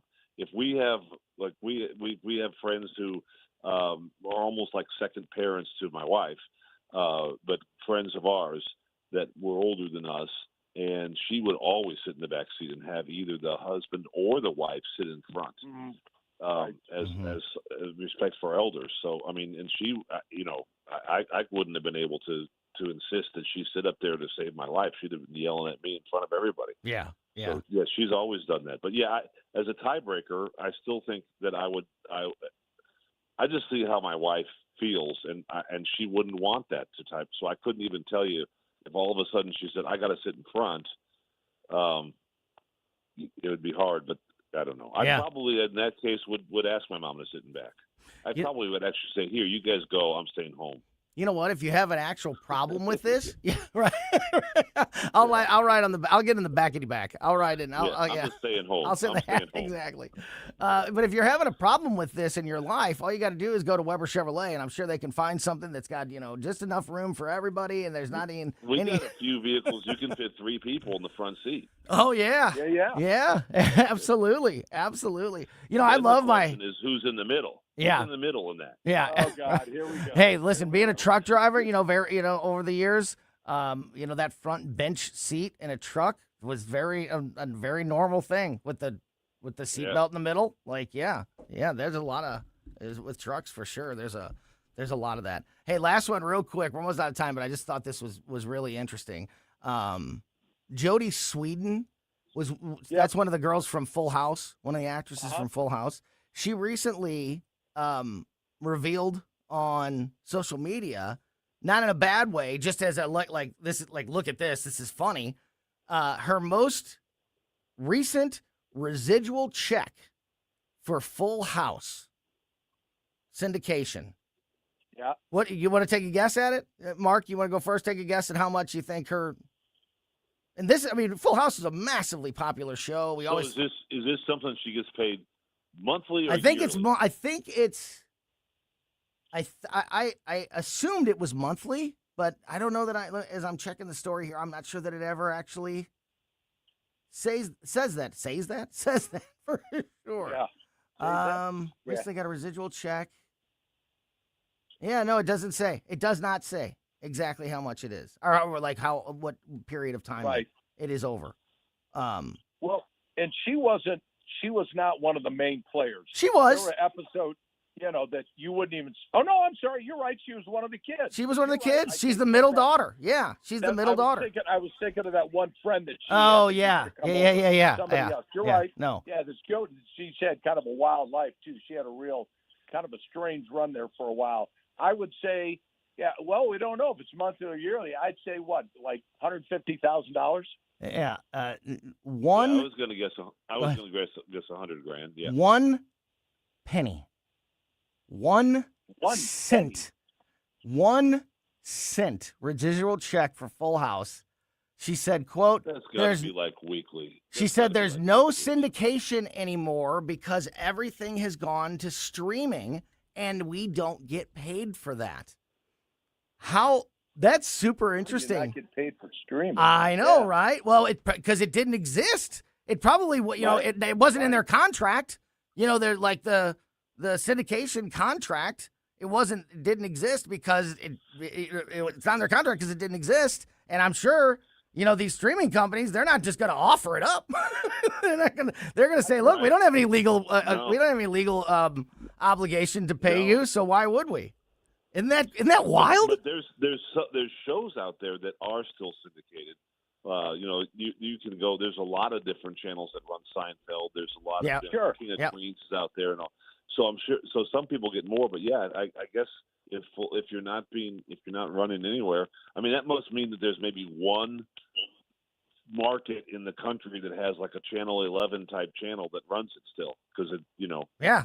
That is wild to me because we just did it. Like Friends has been, they're all the Friends show is always in and out of the news, but they were just in the news again, like over the last couple of weeks, talking about how they still make like $20 million a year each of them. Yeah, crazy. Yeah, but to see that is wild. You're right, Skip, about those channels that you can find out there. I recently found a channel that 24 hours a day, 7 days a week is just Star Trek: The Next Generation. I put it on all the time. You can watch that all. You can watch like Family Ties channel. There's several shows that are on that. My favorite is there's like old David Letterman episodes. You think, what does that mean? Oh, they were so funny. Stuff besides the guests were stupid pet tricks and all that stuff. There's a lot of those on Samsung's TV. Yeah. But I just thought that was wild. Just 24/7. Yeah. Mm-hmm. Before we wrap things up, this is Klose's Kabinet on Colombo and Company. Marker, the band, the station. What do you got going on? I hear your band is playing a whole bunch again this year and has a really good drummer, which we all know is the key to a good band. What's going on? And we need to let the folks know about. Gotta have their rhythm section, brother. Yeah, we are playing Saturday night at Cafe Telegraph, right down by right off of Telegraph, down by Jefferson Barracks Park. We're there right across the river from George Weber Chevrolet. Right across the river. There you go. That's right. That's you can just take the JB Bridge and shoot right over. Mm-hmm. And we're there 7 to 10. There's no cover charge. They got great barbecue. I would suggest you get there early because it gets pretty nuts. We get a big crowd. It's a lot of fun. And then we got guys splintering off all over the place. So we got about a 3-week hiatus, and then we come back and we start up in June. We got nine gigs on the book for June alone. So we're gonna be out and about a bunch. So cool, yep. Great stuff. And Skip, what's going on at Weber? Man, we're up to our usual tricks for the spring stuff. We had a great April, a lot of good sales. Always means a lot of good trade-ins. We probably have new strategy. We have all these new strategies that we've had to use through these tough inventory times to get pre-owned vehicles on our lot, and we still are doing that. But when we have all these extra trade-ins, it's kind of yielding the fact that we've got more pre-owned vehicles, I think, on every one of our lots than we normally ever have in the past. So it's a great selection. It encompasses all makes and models. That's really good. Yeah, it's great. Now that doesn't mean that's the only thing that's a highlight. And we've still got the Silverados and the Equinoxes and Traverses and all that. So it's the best of both worlds. If you're a Chevrolet lover, we're by far the best reviewed Chevy dealer in the entire Midwest. If you like other vehicles, we got them too. Yeah, it's not even close when it comes to the customer service scores and customer service reviews. And when are we getting closer to the 125th birthday? 125th anniversary? Well, yes, we are. We are from 1902. So if you subtract 2026, do the math. Do the math. So 124. We only got 7 months till 125. Man, that is so cool. And you, Skip wasn't with us last week, but I just to quickly reiterate, I had another great experience with the service department. My guy Dave out there at Creve Coeur. My daughter's car was having a really strange tire problem, and right before she moved home from Florida a few months ago, her car needed tires, and we knew we'd be driving it home and all these things. So we had 4 new tires put on it, and she's had multiple flat tires over the last couple of months. And it's not, I'm not going to tell the whole story, but it was something that happened with the way they were installed down there in Florida. And your guys diagnosed the problem, figured it out, and now that is behind us. But it was one of these things that got, the first time it happened, it was like, okay, they just, took it up to Weber, changed the tire, no big deal. Happened again, it's like, that's really strange. That would happen again on a second tire. Third time it happened, and they were like, we're going to figure this out. Like, what is happening here? And just above and beyond, as always. Can't thank you guys enough at Weber for all the great service help over the years. We're glad to do it, and I'm glad that you trust us with your service needs. Yeah, you bet. You bet. Great stuff there. Klose's Kabinet brought to you by Weber Chevrolet. Mark Klose and Skip Weber. Guys, thank you so much. Talk to you again real soon. Have a great rest of your day. Yeah, boys. Thanks, guys. Yeah, take it easy. All right. We now going to 4 o'clock. No more O'Reilly Report in the afternoon. You can still hear O'Reilly a couple times through the week, but starting this week, we take Colombo Company all the way to 4 o'clock in the Tim Jones and Chris Arp Show, which means we have some more time, plenty more time to go here. Want to get you updated on what's happening with the James Comey indictment. And as I mentioned, it's been a while. We're going to talk to our old friend, America's favorite liberal, Keith Antone. He'll be with us in about 15 minutes from now as we continue through this busy Wednesday on Colombo and Company. Follow Tony Colombo on Twitter at Tony Colombo Talk. I think we should be able to have a civil conversation. The news and talk that matters to St. Louis. This conversation has completely made me crazy. This is complete insanity. News Talk STL. Fox News commentary with Brian Kilmeade next. I'm alpine skier Michaela Schifrin. I've won the most World Cup ski races in history. But what does success mean to me? Success means discipline. It's teamwork. It's the drive and passion inside of us, and it's why Stifel is one of the fastest growing global wealth management firms in the country. If you're looking for success, surround yourself with the people who will get you there. If you're an advisor or investor, choose Stifel, where success meets success. Stifel Nicholas and Company Incorporated. Member SIPC and NYSE. Past performance is no indication of future results. Investing involves risk. Consult a financial advisor before making any investment decisions. It's Brian Kilmeade. Polls continuing to show voters increasingly blaming the administration and the war in Iran for rising gas prices and overall our surge in the cost of living. Only 22% of voters are approving so far. But as polarizing as this war has been, and as much of a distraction that many feel it is from the issues that President Trump was in the process of fixing, I personally feel this war had to be fought because I'm paying attention. I give President Trump a lot of credit for being the only one in 47 years to say, well, I'm not going to take it anymore. We got to fix this before it's too late. And I think when it ends, the voters will like the result and change their opinion. This is not the first time the party in power has had a challenge like this. And if anyone can right the wrong and do it against the norm and the tradition, it's the guy currently sitting in the Oval Office. For more commentary like this, go to foxnewspodcast.com. Are you tired of hard chlorinated water drying your skin out, tasting bad, and ruining your fixtures? Jones Air and Water Treatment has a solution to this pollution. Our Hydratech H2O leaves you with great tasting, soft water at all fixtures in your home with one unit. Call Jones Air and Water at 636-899-1040 or visit us on the web at joneswater.com. You can be a filter or buy a filter. Jones Air and Water, 636-899-1040 or joneswater.com on the web. Call us now. Chris Arps here, and after Becky and I leave church on Sunday, we head down the street to Capriotti's to grab a classic meatball sub. I love Capriotti's, and you will too. Visit Capriotti's now at 2 locations on Manchester, McKnight, and Rock Hill, and now in Creve Coeur on Olive, just 1 mile west of 270. On the next Larry Connors USA. The story behind the story. It was on this date, 1937. The Hindenburg blew up. Larry Connors USA. Now weeknights 6 until 8 on News Talk STL.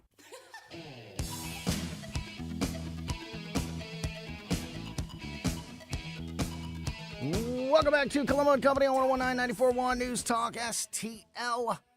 Great stuff as always with Mark Klose and Skip Weber. Klose's Kabinet brought to you by Weber Chevrolet in that last segment.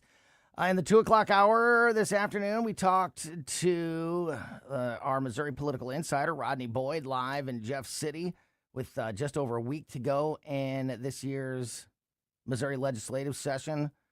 Covered a lot of ground with Rodney. Also checked in with Susie Moore in the 2 o'clock hour. In just a few minutes, we're going to get America's favorite liberal, Keith Antone, on the line. If you missed any of those great conversations or just want to make sure you never miss anything that happens here on the show, make sure you subscribe to our podcast. We put the show out as a podcast right after we get off the air every day on basically every podcast platform. So wherever you get podcasts on that platform, just subscribe to Colombo and Company, and you'll never miss anything. Really looking forward to talking to Keith Antone, St. Louis Democratic strategist, America's favorite liberal. Always a lot of fun to talk to, whether you agree with him or not. And there's a lot of the not. It's still always a really great conversation. So looking forward to that. Now that we are going to 4 o'clock every day, it has opened up some opportunity to bring over some more company every day here on Colombo and Company. And Keith Antone, who's been a regular on the show and been on with us many, many times, hopefully going to be increasing in that rotation, and we hear more and more from him.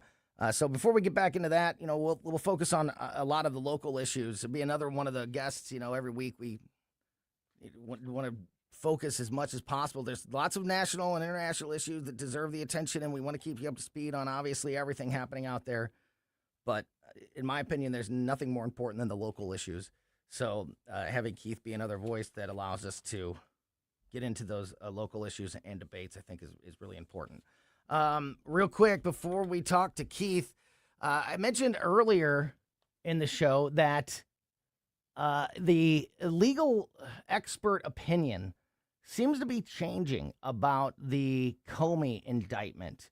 I think many people, myself included, and other and legal experts, which I'm not, but Susie Moore is, and her and I have talked about this, a couple times here recently, that when this most recent indictment came out, everybody agrees that James Comey is up to no good and should be indicted on something, but didn't think that there was the strongest case possible this time around with the seashells. But here over the last couple weeks, as we keep hearing from the Trump administration that there's more to it than that, and there's much more to this case, and it's much stronger than it's being perpetrated to be on the national stage. We're hearing from more and more legal experts that is the case, and there actually could be something here.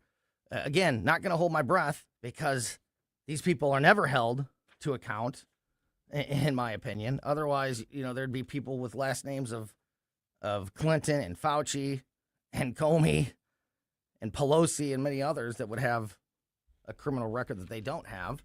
But in this case, not only is it legal experts on the right, but also some on the left. Legal experts are pushing back on skepticism surrounding the indictment over former FBI Director James Comey, arguing the Department of Justice would not have brought the case without meeting key legal thresholds. Quote, lots of folks are saying the case is going nowhere, but way too early to reach that conclusion, said former Democratic U.S. Attorney John Fishwick, who served in Virginia during the Obama administration. This is a person, a Democrat from the Obama administration, that is saying that this case has more validity than it's getting portrayed as on the national stage. The indictment brought last month in the Eastern District of North Carolina alleged Comey, a longtime Trump nemesis, threatened the president and delivered interstate communications containing threats when he posted a photo on Instagram of the seashells reading 8647 that he just stumbled across. He just walked by it. He didn't even know what it meant. He just posted it. He didn't even know what it meant. It was just something funny that he posted. That was his version of the story.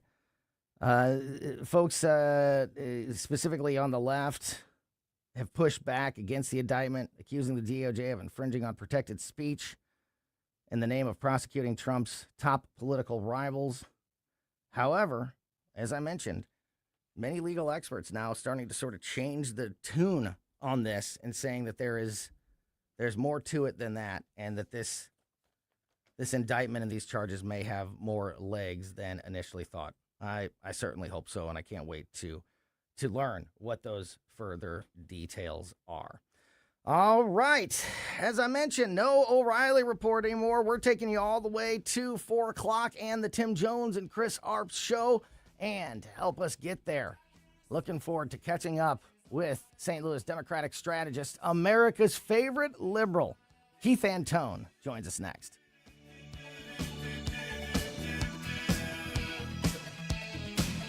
Hey, it's Mike Ferguson. Mario's Donut Restaurant, that's your place to go for breakfast, lunch, and dinner. From mouth-watering sandwiches, omelets, delicious gyros, and Mexican dishes, to their revamped menu with cannolis, tiramisu, baklava, and danishes. And don't forget those famous donuts. Dine in or carry out, Mario's friendly staff is ready to serve you with love and care. Mention News Talk STL when you visit, or just visit mariosdonutrestaurant.com. Hey, Colombo here for Intervine, a great local company that has customers all across the country due to the quality of their products. Intervine has the best flashlights, lanterns, headlamps, and even batteries, including the new Monster 2000 Lumen waterproof lantern and the Sentinel 2000 self-defense flashlight. Our home and vehicles are full of great Intervine products, and right now you can shop their website and get 25% off your entire purchase just by using my name, Tony, as your promo code. That's promo code Tony at Intervine.com. Missouri's laws are clear. Unregulated gaming devices are illegal. Companies have been telling businesses that gray market machines are legal. That's wrong. Don't be scammed. If you have these devices at your business, you could be subject to criminal and civil penalties.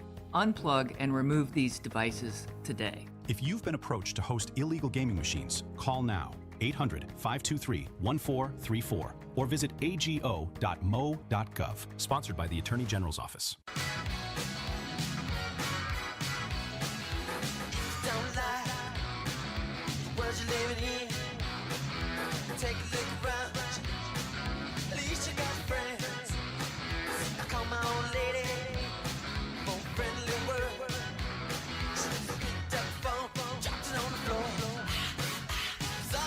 Welcome back to Colombo and Company on 101.9 94.1 News Talk STL. Got about 15 minutes here before we hand things off to the Tim Jones and Chris Arps show. And as I mentioned, joining us now on the line, back on the show. It's been a while, but a regular guest of this show and somebody I've talked to on the radio for years joins us. St. Louis Democratic strategist, America's favorite liberal, Keith Antone, is on the line with us. Keith, how are you, my friend? I am doing fine, my favorite libertarian brother. You know, I thought I had been blackballed from the show. I hadn't been on in so long. I said, well, maybe I offended some of the libertarian and far right folks or something. I said, so, I said, okay, all right, that's cool. But I was happy to get your call, and I'm glad to be back.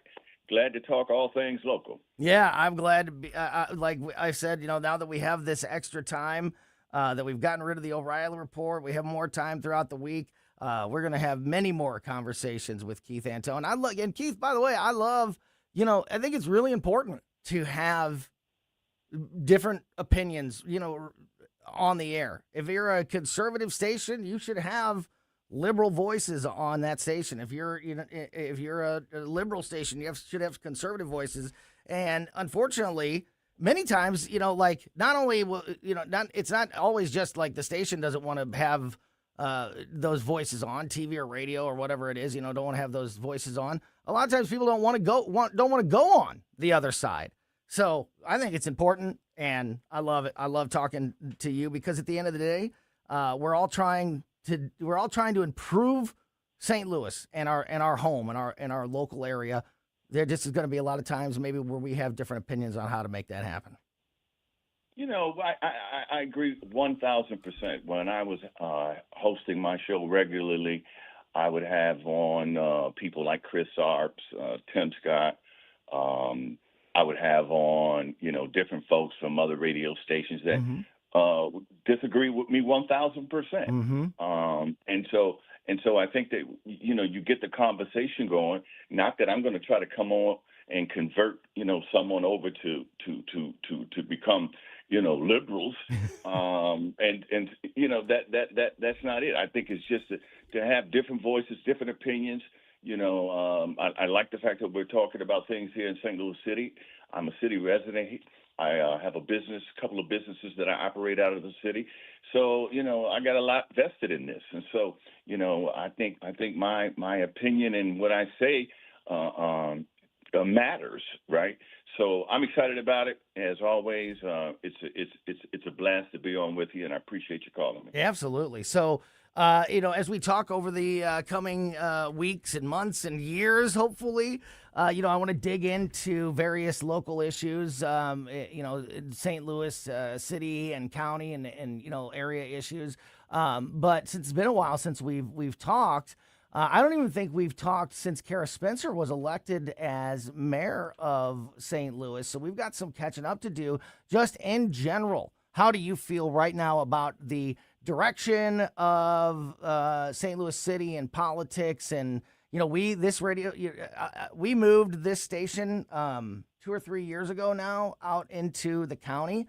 Until then, since 1997, when I started in radio, almost 30 years ago, every radio station and every company that I worked for was downtown St. Louis. So I drove downtown for 25 plus years every single day of my life, and lived that frustration of seeing some of the same issues getting worse and not getting addressed, and in these things. And there's been a lot of people and a lot of businesses that have abandoned the city over the years, which is a ridiculous thing because St. Louis has so much to offer.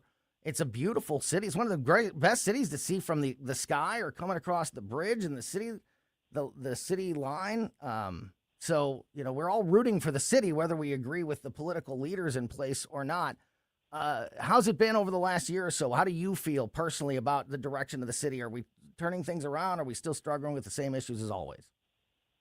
Well, I mean, you're going to still have, those folks that are going to always see everything negative about the city. I mean, this is, I think we just coming up on year one for the mayor. I think she got elected in April. Then on May 16th, we had the tornadoes come through. So she wasn't even in office a month before she had to deal with one of the most major catastrophes. Yeah. That we had to deal with. And so, and she still, as she gave her State of the Union address, she had several protesters who aren't happy with, the way that they're going, the way the recovery is going. And, let's face it, I mean, in some of those areas, a lot of those, there was a lot of vacant buildings already, vacant homes already over there in that area. Not 100%, but I mean, to see that things I like to see it move a little bit faster, and everybody would. I mean, we're coming up on the 1 year anniversary, and people are still displaced. People still have not got help or any money from the city and or FEMA. So she's doing an okay job. I'm not going to throw the baby out with the bathwater and say that she a lot of people are calling for her to step down, and people are saying that want to recall her. Yeah, I'll say that I think that recall movement is ridiculous. As somebody who's not a big supporter of the Democratic leadership in St. Louis, I will still say that I think is ridiculous and not productive. Yeah. I think it's a lot of noise, and so I want to give it a benefit of the doubt. I think that let's just see how things go. Here in the next year. You got 4 years, right? And so St. Louis didn't get in this condition, in 1 year. Okay, it's been years of disinvestment. It's been years of corrupt politicians. It's been years of people moving to the county. It's been years of businesses moving. And so we're not going to fix this. I'm not going to expect her to come in and in 1 year, Mayor Spencer has everything fixed, right? That's not being fair. And so I think it's going to take some more time, and I don't know how long, but I know for sure it wasn't going to get fixed in the last year. So over the last couple of years, there's been a lot, a lot of the focus has been on the Republican Party about primarying themselves, Republican on Republican crime. And it's, especially when the president gets involved and he's endorsing candidates over sitting, members of his own party. But that doesn't happen just in the Republican Party, and we've seen some of that in local Democratic politics when when you've got people like Congressman Bell primarying and defeating Cory Bush, which I think during that campaign has been the last time that we talked on the air. So we've seen some of that on both sides of the aisle. Right now in the city of St. Louis, from your standpoint at least, are city Democrats on the same page, or are we seeing that infighting and division within the party that we have seen certainly in the Republican Party, not only locally but nationally a lot in the news lately? What's the condition of that in St. Louis right now? Well, I think you do have your what I call Wesley Bell Democrats, and then you have the ones for Cory Bush,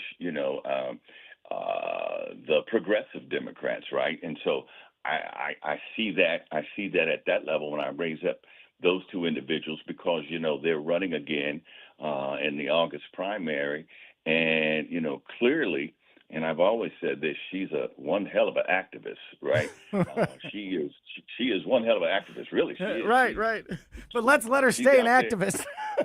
Well, I mean, so I say that I think she's a hell of an activist, and that I see her at these at the No King rallies. I see her at different places, and she's out there, and boy, she can bring the fire, right? And so for us folks, I'm 65. Us folks north of 50, or even some mature 40s, we tend to lean more toward Congressman Bell, and he seems to have done a pretty good job here in his first term. So it's going to be interesting to see. I mean, she's gaining momentum. I mean, she's showing up everywhere. I mean, she's showing up at dinners and hugging babies and kissing babies and hugging. She's doing it, man. She's glad hand. I mean, she's out there. So, if I was advising Mr. Bell, Congressman Bell, I would say he's going to have to get out there. Well, he had a town hall meeting and people came and clearly there were more people that were upset with him. They were booing and they had to stop. And so they don't do that to her. They don't do that to her. Well, that'll be one of the very interesting. That'll be a race that is again under the national spotlight, and I think one of the more interesting things that you and I will be talking about in the coming weeks and months, a whole lot. And I think every Wednesday afternoon at about this time, we're going to be talking to Keith Antone on a regular basis moving forward, and I can't wait for the opportunity to dig in to some of these. To some of these important issues, whether we agree or disagree, the conversation is always super important. America's favorite liberal Democratic strategist, Keith Antone. Great to talk to you, my friend, and look forward to doing it again real soon. Have a great rest of your day. All right. Thank you, sir. Yeah, I bet. appreciate you. Yeah, great stuff there. And it's going to be a whole lot of fun talking to Keith moving forward. All right, that is going to do it for us here at Colombo Company. We're back tomorrow at 2. Keep it here for the Tim Jones and Chris Arp Show. Next. John Beal Roofing reminds you we are in the stormy season, and that means if you have even the smallest leak in your roof, you could soon have a much bigger issue. Call John Beal to make sure that your biggest investment is protected.